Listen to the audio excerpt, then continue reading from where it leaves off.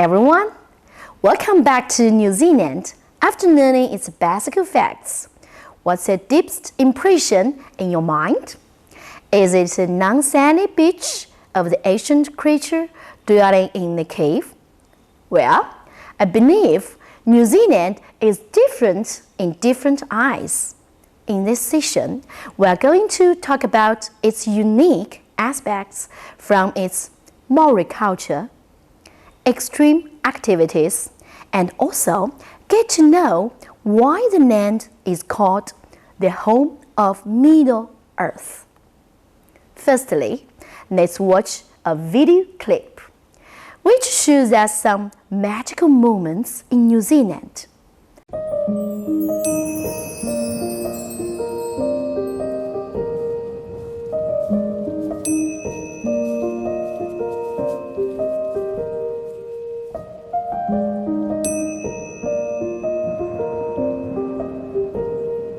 Maori culture. New Zealand has a very unique and dynamic culture, and especially the Maori culture, rich with arts and tradition, is still a big part of New Zealand's identity. The Maori people were the first settlers in New Zealand, arriving sometime between 1200 and 1300 AD. Over more than 1,000 years, the Maori have developed a colorful culture. Let's look deeper into Maori culture, from language to food, from carving on wood or on skin to the charming war dance, the haka. A very important part of Maori culture is the Maori language. The recent New Zealand census stated there were around 600,000 Maori people in New Zealand, in which 1 in 5 people can have a conversation in the Maori language. It is one of the 2 official languages in New Zealand. In New Zealand, a lot of government websites are presented in both Maori and English. The Maori language is taught in New Zealand schools. People can watch some TV shows in Maori, and its national anthem is usually sung in both Maori and English. Since 1975, Maori Language Week has been celebrated each year. Now, let's learn how to read numbers in Maori language. As the Chinese old saying goes, bread is the stuff of life. Maori are aware that the earth is a giver of all life. So, food should be cooked beneath the earth. The Maori use a unique culinary technique known as hangi. In traditional hangi cooking, food such as fish, chicken, and sweet potato are cooked in a pig dog in the ground. While hangi may sound like an easy method of cooking, it is actually a long and laborious process. Trying a local hangi will be a great way to interact with the local people and know more about Maori culture. Maori carving designs are used on sculptures, buildings, and meeting houses. Carvings on meeting houses are specific to its tribal's ancestral background and history. People can see a gateway of Maori carvings welcoming visitors to New Zealand the moment they step off the plane in the Auckland International Airport. The Maori wear tattoos a lot. Men usually wear tattoos on the face, buttocks, and legs, while women on the lips and chins.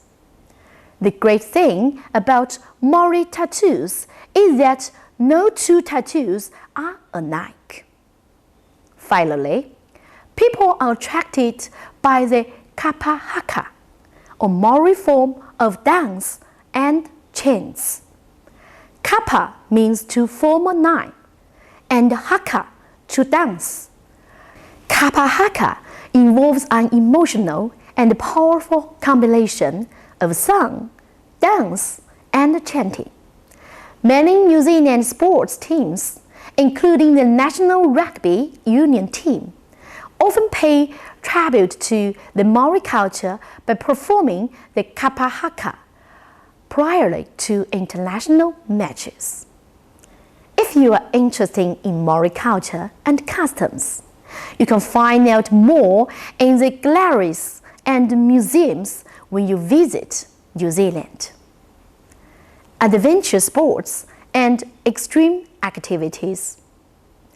New Zealand is a paradise for the outdoor enthusiasts and sports lovers. New Zealand makes its reputation as a birthplace of extreme adventures. The extreme activities in New Zealand range from jumping off a bridge with a rubber band to zigzagging the way through braided rivers. New Zealand is proud to be the home of modern bungee jumping. If bungee jumping from more than 40 meters is not enough for you, a skydiving, which throw yourself from an airplane in 50,000 feet, should do the work. Mocha Gravity Kayak boasts 3 world-class adventure activities.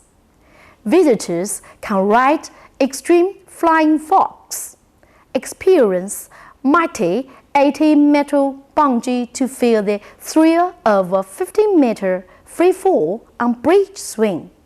It quite literally takes your breath away. For anyone looking for thrillers, New Zealand is a perfect place. Home of the Middle Earth tourism. People might fall in love with a place because of a song, a movie. For New Zealand, some people love it because of the famous fantasy movies The Lord of the Rings trilogy and the Hobbit trilogies. Middle Earth might have been author's imagination. But New Zealand is a place where the Middle Earth in The Lord of the Rings and The Hobbit come to life. When the first Lord of the Rings movie was released in 2001, New Zealand became known as the home of Middle Earth.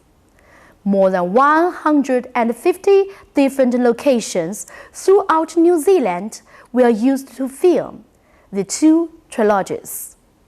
The Golden Plains, towering mountains, and enchanting valleys all play parts in creating the mythical world of Middle-earth seen in The Lord of the Rings.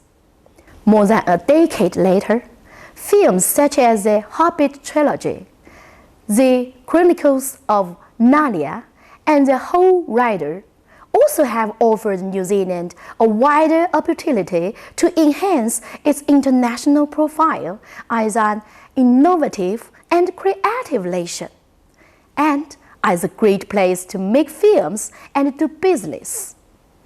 Middle-earth-induced travel has dramatically increased tourism visitors to New Zealand. Data shows that about 10% international visitors to New Zealand are motivated by the Middle-earth movie tours. Well, we have learned more unique aspects about New Zealand in this session. I do believe that you have had a more colorful picture about the country now. I'm looking forward to study new journey about the magical country with you. See you soon.